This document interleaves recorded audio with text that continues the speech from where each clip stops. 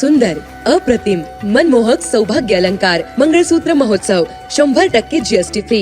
मयूर अलंकार, सराफ बाजार आणि गंगापूर रोड, नाशिक. ताज्या बातम्यांसाठी नाशिक न्यूजच्या YouTube चॅनलला सबस्क्राईब करा आणि बेल आयकॉनला प्रेस करा.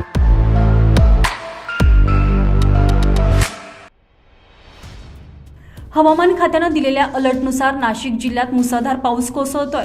काल बुधवारी सायंकाळपासून नाशिक शहरासह जिल्ह्यात दमदार पावसाला सुरुवात झालेली आहे. रात्रभर पावसाची धुवाधार बॅटिंग सुरू होती. पहाटेपासून पुन्हा एकदा मुसळधार पावसाला सुरुवात झालेली असून नदीला पूर आलेला आहे.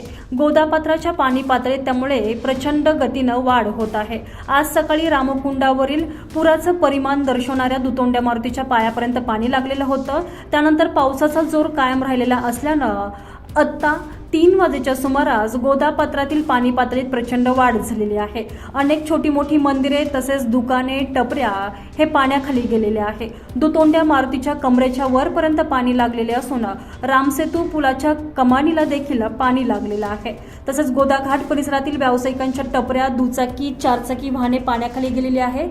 सिन्नर येथून गोदाकाठावर आलेले सराफ व्यावसायिक प्रसाद वाडेकर यांची चारचाकी नदीपात्रात अडकल्यामुळे ती पाण्याखाली गेलेली आहे.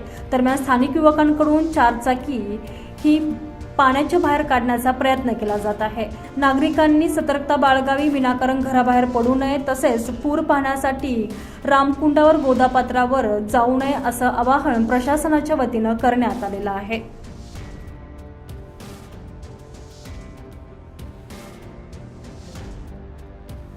संजय परमार, नाशिक न्यूज, नाशिक.